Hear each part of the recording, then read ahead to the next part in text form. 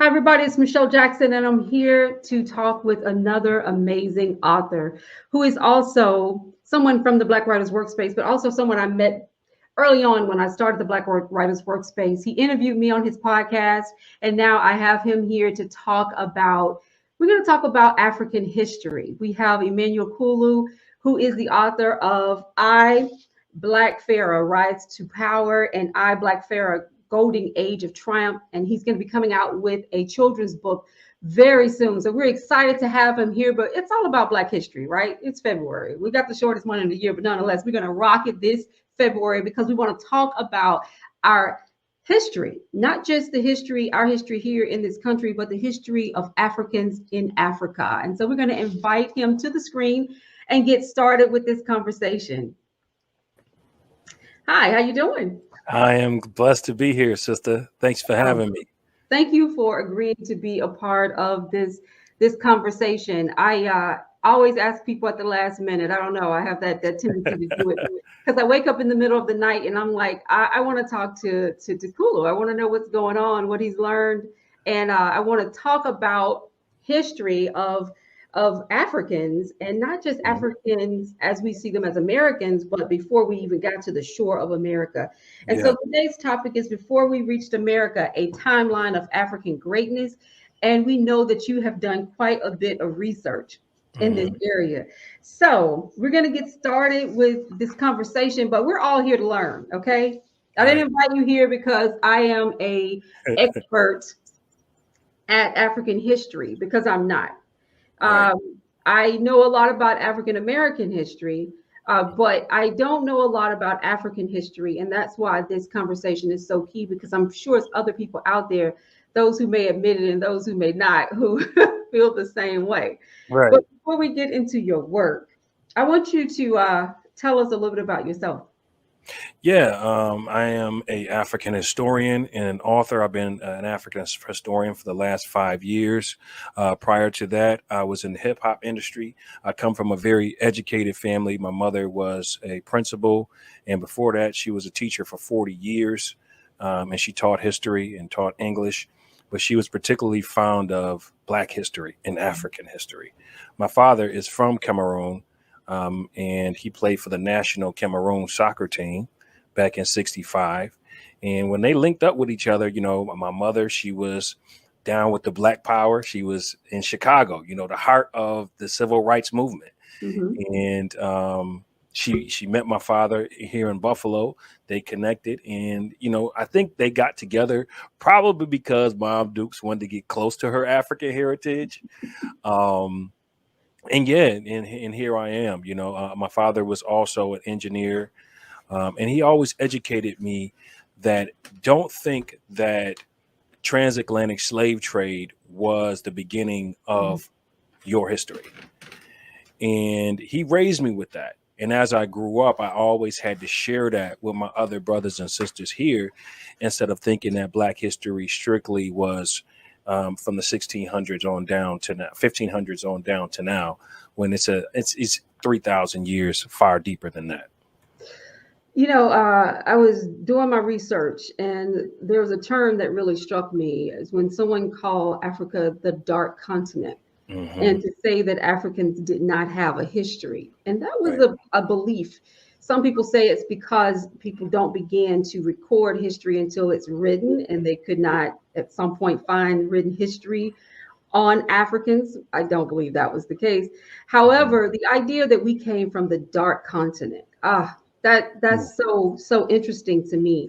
And so that's why I wanted to talk to you, because I want to demystify Africa for our listeners and for our writers and for our readers, because we're great here. So the greatness started there, right? We're magical people on this continent. So we were magical people on the African continent. So talk to us a little bit about the things that you've learned as you've researched for your 2 books. And I know you've done a lot of things, a rapper, a social worker, a host of other things, podcast host, all these different pieces that created Kulu. But the thing that I feel like really got to you is that opportunity to research your ancestry. So talk to us a Absolutely. little bit about what you learned and what is the greatness there is that is in that continent that created someone like you. When you talk about hip hop, I grew up a big fan of Public Enemy and Tupac. When I was in the music industry, these were the guys that, we were trying to catch. You know what Mhm. I'm saying? And when Pac passed away, he meant so much to the civil rights movement. Nas was another one who meant so much to Black history, even being in the hip hop lane. So when I was in that industry, that opened my mind up to those deeper things these brothers here. Mhm. So with my own history, my father always taught me back when I was in third grade. I remember, no, fourth grade. I remember doing a project on King Tut, and my father made it a point to make King Tut African, okay, with dark skin, brown skin. And I took him, we had a mannequin, we painted it, we took some cardboard, cut it up, cut it into a head dressed like a pharaoh, and we took it to school. I know I had the best project, period. I'm just going to say it. Had the Mhm. best project, period. And the teacher gave me a B minus for the simple fact that it was a Black man and said it was Mhm. historically inaccurate. So since then, that fire kind of been burning. So as I got older and I went through the 15 years in the music industry back and forth and built a team through that. And after that journey was over, going back and forth to the continent really inspired me to start digging and researching those things that I learned as a youth. And my father always told me, you're being African and you being African American, you can be a bridge. Mhm. That bridge, that separation between Africans and African Americans, you could be that bridge to educate both sides on both histories, because we have Africans who are here in America who don't know about the African American struggle. And then you have African Americans who think only thing back home in Africa is jungle, mud Mhm. huts, and things of that nature, because this is the miseducation. So to your question, I mean, you talk about, I usually start my seminars with ancient Egypt. And people always ask me, Kulu, why is ancient Egypt so important to Black history? Well, because since we've been young, and what our curriculum tells us is that Black people have no significant contribution to Mhm. world history. But when you go to Egypt and you look on those walls, you look at those hieroglyphics, you're seeing yourself. Problem is, a lot of our people do not travel to go to these places to even see this. So Malcolm X once said, in the late 60s, he mentioned the Black man has become so dead in the mind that he can look at an image of himself, this image of these hieroglyphs, the image of the Sphinx, these sculptures of these Egyptian people, and not see himself. Mhm. And that's also due to the media and what the media has portrayed. So you got ancient Egypt, you got Western Mali with Abu Bakr and Mansa Musa, who you may have heard of, the richest man to ever live. Mhm. South Africa, you got Shaka Zulu. Eastern Africa, you have the Axum Kingdom and the Benin Kingdom in Western Africa. So it's so many great kingdoms that you wouldn't know about. And Mhm. you mentioned why we don't know about it here. Well, that's one of those things where history belongs to the victors. When these victors come in, these conquerors or whatever you want to call them, colonizers come in, they usually destroy the civilization that was there before. So this is why we don't know much about it. And what in your ideas and your beliefs has that done to us culturally as a people? I mean, when I think about, just in reading, creating my questions for this interview, I was saying, we came to the shores as slaves, and I had to say, no, we came to the shores as men and women who Hmm. were enslaved in a Right. criminal act. And we've been taught to believe that, there was nothing that went on in Africa. We came here to be saved, and that's not the truth.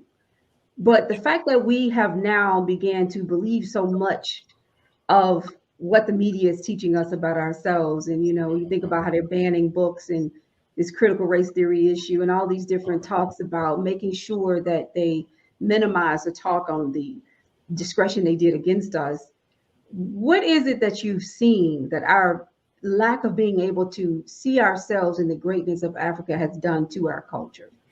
Well, Marcus Garvey once said, a person without his history or culture is like a tree with no roots, Mhm. right? Now, you think about a tree with no roots deep into the ground, right? That tree is easy to cut off, right?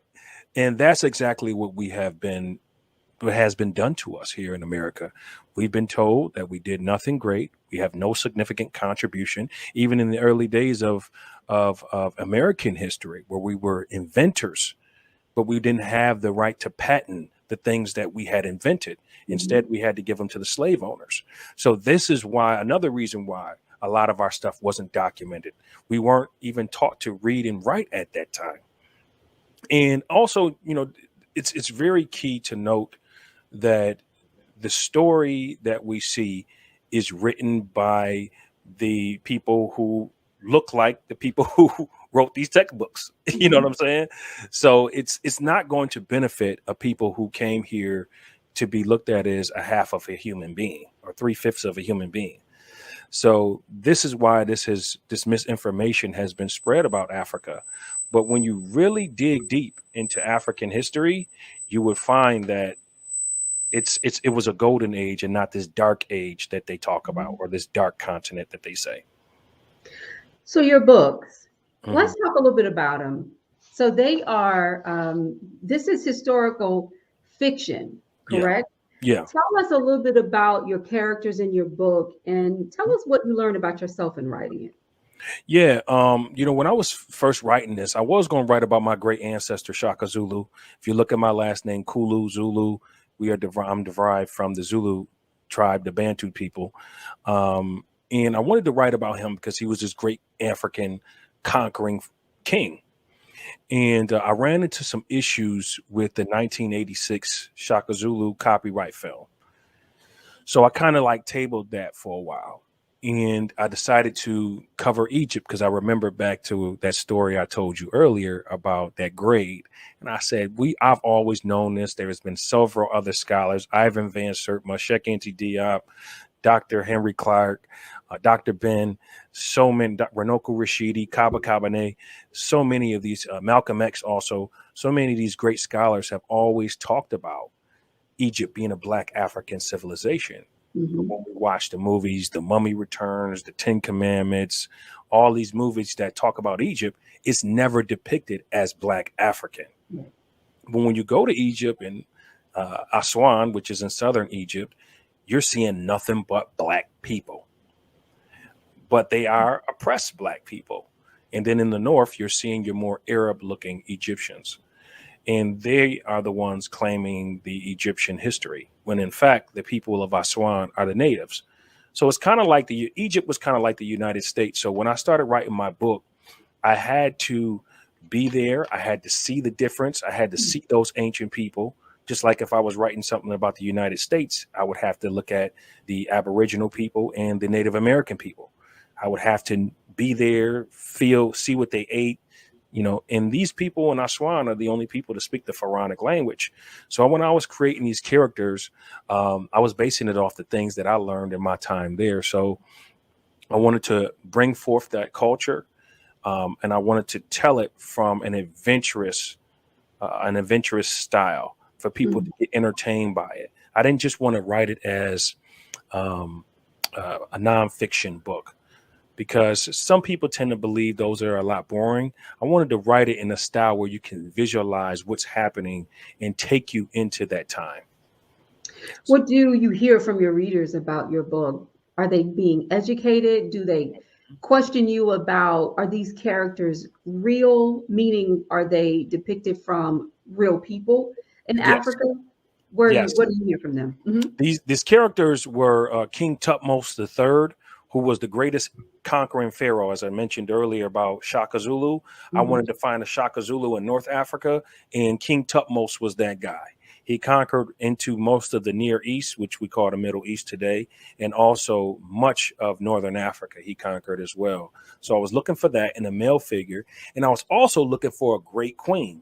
And I found this woman named Hatshepsut. Now, when we talk about Egypt, we always hear about Cleopatra or sometimes Nefertiti.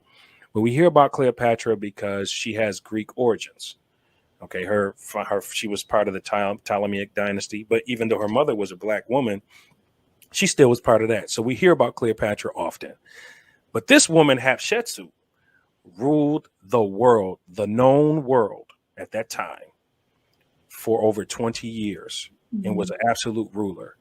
So I wanted to write this story about these two struggle for powers between this great conqueror and this great queen, and show the magnificence of ancient Egypt in the midst of this. So that was how the story came together. So a lot of times in the beginning, because the book has a black African man on the cover, it brought a lot of controversy, Sister Michelle. Really? I mean, hate mail. I mean, just stuff I never thought I would experience, even stuff that just kind of made me want to give up. Like, is this worth this fight? People said, stop trying to steal history. Stop trying to blackwash Egypt. It wasn't black. You guys were nothing but slaves. This is the stuff I was getting. And I had to really sit down with myself. I talked to my father and I was like, is this something I really want to do? He was like, you in it now. You in it now. Don't turn back from what you already know is true.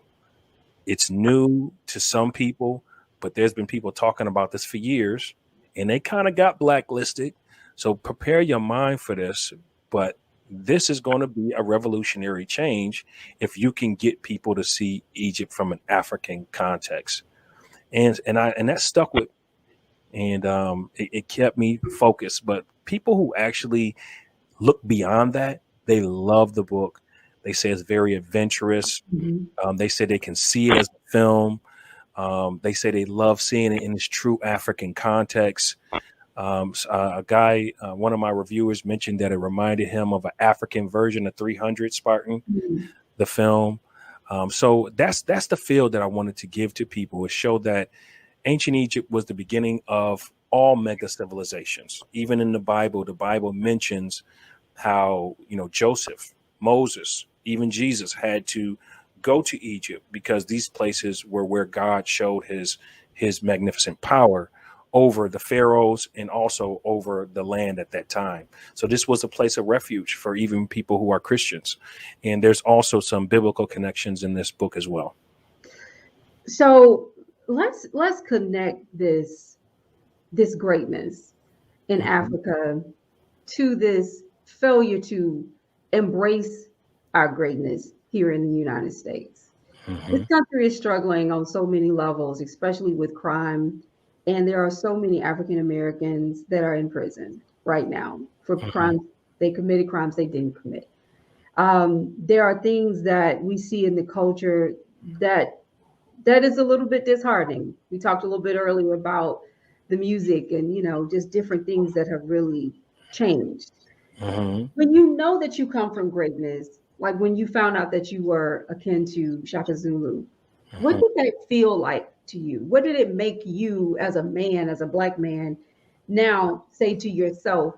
And how do you think that other young people, if they really knew their greatness and embraced that greatness, how could it change them? Because I'm just all about change at this point. How do we begin to walk the walk that we should as great Africans? Yeah. And not just people who are oppressed and struggling. There's the Yoruba people, they used a term that they called the Sankofa. It's a Sankofa bird that was, and that bird symbolized he's always looking back. And the theme of this bird was to look back at your greatness to know where you can be. Professor Robin Walker, he did this study on African Americans. And what he mentioned is that African Americans have high self-esteem, but low group esteem. And group esteem is how you feel about your culture, your religion, or your race. Okay, so you have these people who have high self-esteem, but are not very fond of their people, unfortunately.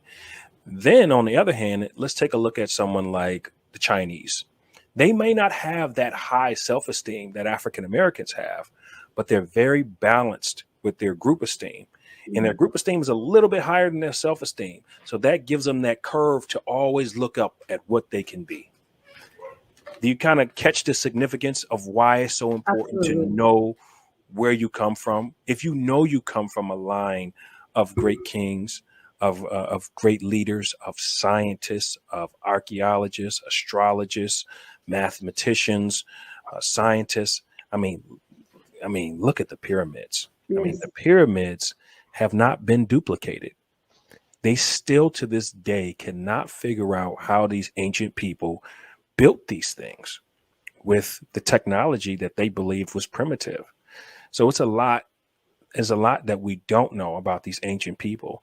So when the study of Egyptology came about, they could not allow African people to know that people who look like you built this. Mhm. So this is very key. That Sankofa mentality, looking back to knowing what you can be in the future, having that higher group esteem of what you can be. Because what are we being? What are the lanes we're being put in? We're being put in hip hop, Mhm. singing, um, basketball, football. You know, we're not put into the scientists, the No. doctors. We're not put into those lanes. And there are many of our people who have broken through, but those are not particularly our dreams for our young black men, unfortunately. And it's because of what the media has said. This is what you can do. The movies portray black men in the street. It portrays black men rapping, being successful. It portrays black men in athletics being successful, but it very seldomly shows us as the originators of science, the originators of civilization. It never has done that. Maybe Wakanda was the closest thing to it, but even that was kind of a made up story, even Mhm. though it was inspired by true events. So, that's what I believe personally. For me, once people said that, no one could ever just say you're a slave to you have no history. Nobody Absolutely. can say that to me once I know better you know Absolutely. This is a great conversation. It is Mhm. a great conversation. I love that what you said about high self-esteem and low group esteem. That is exactly what I see to be some of the challenges that we face. And a lot of that is because we don't know the greatness that we came Mhm. from. My brother would always say we're magical people, and I hold to that saying because I do believe that we are magical people. And we have done so many great things throughout history, so many discoveries. And it Mhm. doesn't take, now with the internet, we need to start spending more time talking and learning about our heritage like you did. And so thank you so much for sharing that with us. Talk to us a little bit about the publishing of your book. Because remember, on the Black Writers Workspace, we were always talking about publishing and marketing our books. But your first of all, your cover, which I'm going to put on the screen, is so dynamic. It is so Thank beautiful. you. Thank you. That was one of the reasons why I reached out to you, I think, a year ago and said, "This is amazing." Is it what it really was? An amazing cover to your book. But talk to us a little bit about your getting the book published. Did you go through self-publishing or you are with a publishing agent? Yeah, I wanted to go through a publisher for my first book, and I sent out over 500 inquiry letters about the book. Many people loved the story, but they hated the cover. They just wanted no parts of it. Many people said it was beautiful, but they just didn't want to deal with the controversy. And some people completely disagreed with the concept of it. But again, many love the story, and they Mhm. said if you'll be willing to change that cover, then maybe we can sign you to a publishing deal. Just didn't work out. It just so happened that one lady in particular, her name is Debbie Stanton. I want to give a big shout out to Debbie. She took liking to the cover. She saw it on social media a few times, and she was like, "What a beautiful cover! Is it possible I can read the manuscript?" Now, at that time, I had no clue this lady was a publisher. But when she sent me the email, because her thing said Pennant Publications. So I didn't know that that was a publishing company. I was just like, okay, whatever. So I sent it. I sent it to her just to see, kind of like whatever. I done sent it to everyone else. and she loved it. She Mhm. fell in love with it, and she was like, I can see this really taking off, and I believe in this project. She says she really sees the vision. And we sat down, we talked for a little bit, and we discussed how I wanted things to be. She agreed, and we came to a publishing deal.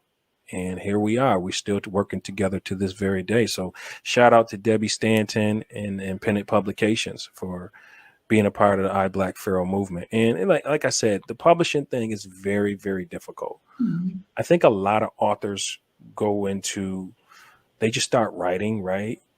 And you got to have a purpose on what you're writing. It's got to be something behind it. And at times with something like this, you got to be able to defend what you're saying too. You know what I'm saying? So you got to be able to. That's why you see me so active on social media, promoting events and doing speaking engagements to show people this golden age that I talk about in my books historically, just so Mhm. you can break those things down. So that takes part for the marketing as well. But this is how this book got published. Excellent. Talk to us a little about some of the things that you're doing now and what's next for you. Yeah. am starting this company called ARIA, which is Ancient African Antiquities Research Institute of America. The goal is to put a true research team of traveling back and forth to the African continent, uncovering some of the great ancient African artifacts, telling the African truth, telling the African diaspora truth. Okay, this is not just about Africa.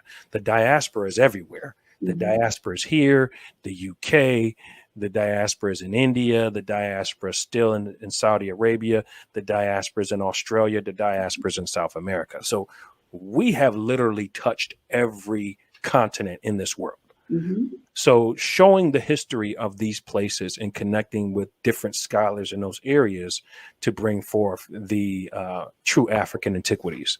So I have that going on. I'm doing a lot of speaking engagements right now on the golden age of Africa. As a matter of fact, on the 26th of February, I have an event called Africa, a Golden Legacy Restored, and just bringing forth this powerful legacy. And there's even significant history that we don't know right here in America Mhm. that my co-host Shay, who you also met before, will be discussing, as well as great African American and Mesoamerican history that has to do with Africans as well. So we want to bring all this to light, and things that have been in the dark for so many years, these untold stories, untold truths, things that will empower people, strengthen people as they start to connect back to their lineage and taking trips to the continent. These type of things will start to empower us to broaden our thinking on what we can be and increase that group esteem that we talked about earlier. I'm so happy to know that you're out there talking and speaking about the golden age and sharing and connecting people to their roots because that is so important. We don't need the media to tell us about our roots. We need to begin to do the research ourselves. And there are so many traveling people at this point. I mean, all my friends, they travel a great deal. And so I know that I hope someone is listening to you as you say, go back to Egypt and learn for yourself. Yes. See Yes. this for yourself. For those of you who travel internationally, put Egypt on your list of places to go and get to see these people that are us. They're us. They're part of who we are. And so I'm glad to hear you talk about that. And I also want to include, Michelle, Mhm. right now there's available, and I'll send you some information on it. There are so many virtual tours right now. Mhm. Virtual is becoming the new wave. Due to COVID, it has gone to another level. So there are people who are doing tours in Egypt, in Ghana, in South Africa, all of these different archaeological sites where you can sign on to them and be Israel as well, where you can sign on to these places and learn about these places and actually take a visual tour of these places virtually. So those are options as well for people who, just are sickly, just cannot get out like they want to, or just don't have the means to travel. You can purchase one of these RSVP for one of these tickets and actually virtually be there. So that's another option for people as well. That's excellent. That's something I hope everyone is listening to, Emmanuel. That is a great option. We need to be connected to our roots. We need to know where we come from. I believe that if more people understand the greatness of Africa, they will begin to feel the magic that I was saying my brother speaks so Mhm. highly of within us as a community, and we will become more of a community. We do need to be a tighter knit group of people. We love each other and we have a lot of pride, but we also are struggling within our own communities to connect with each other. Yep. And I grew up in public housing, and I grew up where everybody was like one big family, and now I've moved around from city to city, and more the community, the Black community, is so dispersed. It just feels like we're not connecting the way we used to. That's my experience. I know it may not Yeah. be everyone else's, but I want that feeling of community. And I think that, doing things like understanding where we came from, the importance of staying connected, the greatness that created us is key to that. So thank you so much for sharing what you know. Give some words of wisdom to our readers and our writers, and tell everyone how they can get your books. Absolutely. I want to say just a few things before I touch on the reading and the writing. When a nation is broken, and this is mentioned also in the scriptures, you have to take the strongest from a nation. So the people who have been dispersed from the U to the UK to these different parts of the world, to the United States, to South America, these African people, these were the strongest of those nations. Mm. And shortly after Africa lost its strongest, they were taken, sold, all of these different things stripped and put on these boats and brought to these different places. They built other nations. We were able to build other nations. And I think that's so important for us to know as well, is Black history is not about slavery. Black history is also about how we survived slavery and what we were before slavery and where we can go and what they call today Afrofuturism. So that's something, a jewel that I wanted to throw out there for everyone. When it comes to writing your projects, write something that you're passionate about. This is something I want to throw out there to the authors. Write something that you're passionate about, that you believe in.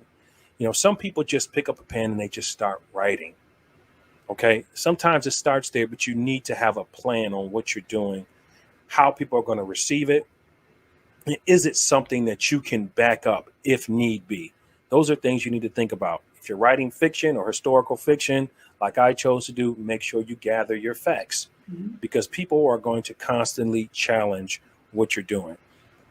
Another thing, do not give up if 1, 2, 10, 20, 500, 100 publishers turn you down. Mhm. You wrote this project from beginning to end. And usually when you're a writer, you wake up writing in the middle of the night. I was in my sister Michelle, I was asleep, and my wife would tell you I would get up in the middle of the night and be down there for about an hour, close that laptop, go back to sleep, I do wake that. back up an hour later with more ideas and keep going. That's how this masterpiece began. So it's going to take some hard work, but my father always told me ain't nothing hard, it's just work. So just put in the work, put in the time. Once you have your masterpiece created, then you want to pitch it. Or if you even can't even do that, go the self-made route. That's the Mhm. one thing about the hip hop industry that I learned, and I applied it to this, is in hip hop, people, if they don't know you, they don't know you. This is the same thing with being an author. If they don't know you, you're not a well-known author, then you have to make yourself known. So Mhm. that's another thing that I want to throw out to the authors out there, to get your stuff heard. Be at do book signing events, sign up to other book ventures, book tours, speaking engagements, wherever you can connect with another author. Connect with them. Don't see other authors as competition. See your work as strictly unique to what you're doing, and collaborate with others as well. Podcasts, another way. Newspapers. Have to use all of these media outlets. Flyers. Don't think that the physical is over. The physical is not over. Still, people really appreciate when you hand them something. and they look at it, they like it, they like, oh, okay, I may even check it out. So, and now we're in this digital age where you can attach the actual Amazon link to the flyer.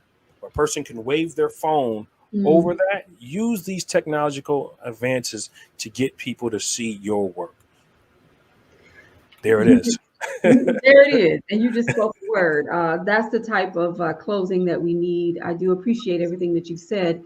You really did say something though that got me, which was the idea that we survived the Middle Passage. Our ancestors survived it.